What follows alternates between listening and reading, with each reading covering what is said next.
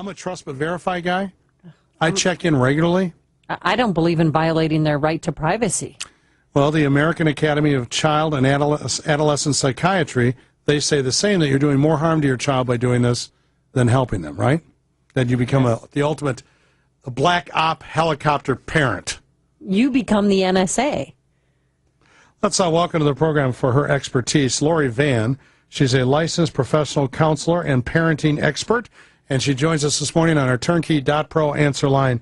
Well, I hope we've set it up appropriately, but in your estimation, do you think this is a net positive or a net negative if, in fact, you're following your child's movements and reading their text messages?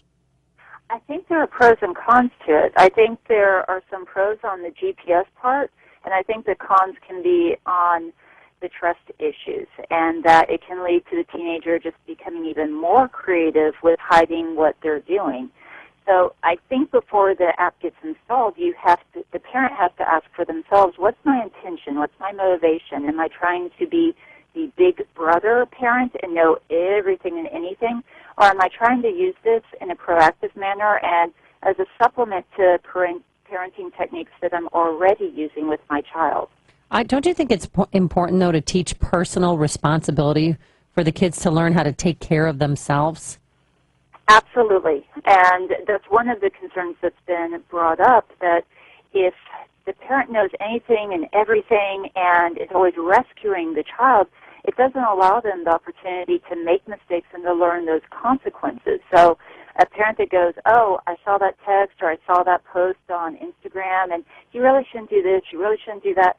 And so the child feels like, wow, I really don't have to worry about what to do or not to do because my parent's going to come in and they're always going to tell me what I should and shouldn't be doing. They don't learn.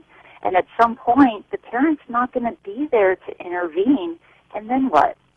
I check quite regularly on where my son is and what he's doing. I have elected not to, as a parent, read every text message because I prefer not to know. I think it is his business, and until he proves that he can handle himself, I let him deal with his own text messages. I don't care who he's calling necessarily, but I do essentially want to know where he is, and I feel like if the technology exists, I like the Find My iPhone sort of ability to see in general where he is. So you spy on him on Friday and Saturday nights? He knows. It's my iPhone. It's my phone. If I'm paying for this phone, I deserve to know where the phone is. Now, I know he's in the past left his phone other places and gone out about his business and come back and collected his phone. Yeah, see, that's what she's talking about, creative maneuvers that they take. Are there privacy concerns specifically with the gleaning? Forget the psychiatry for a second. When you set yourself up with this app, a Mama Bear, Life 360, Canary, My Mobile Watchdog, to name 4 of the many that are available, are you giving these particular companies the ability to spy on your child? Tell us about the privacy concerns that some raise. Well, and I think that is a really good point to bring up, is that you don't know who these employees are that are helping to collect this information. Do they do background checks? Are you sure that the person that is working this app on the other side, or are they a predator?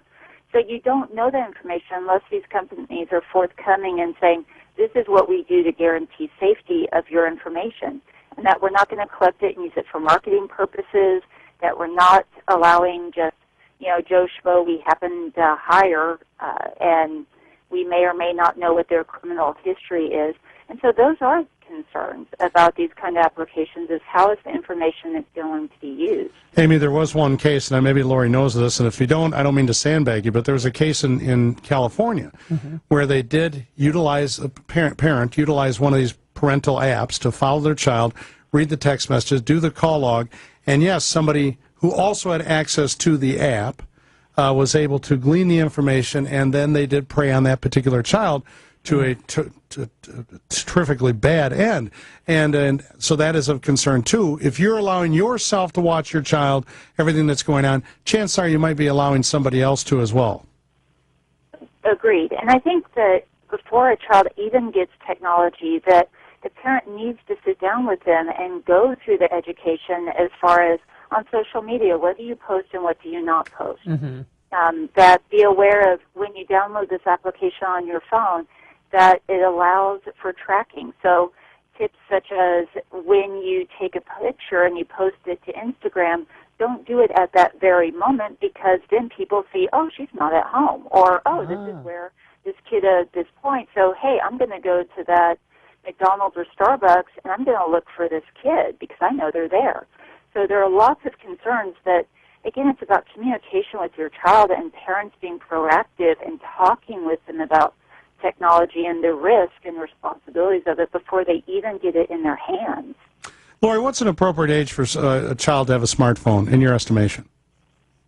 Oh, I am not a big fan of technology in the hands of kids.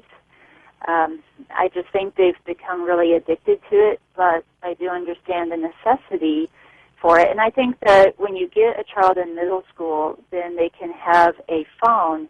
It doesn't have to be a smartphone.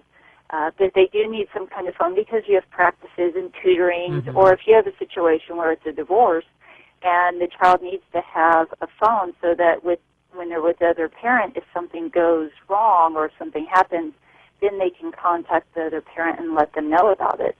But I think that with technology, whatever age you do give the child, and I really can't recommend elementary school age for phones. But middle school, I have a 5th grader, and I want to get him a phone where he can just text only on it, so that we can go back and forth. Is that a good idea?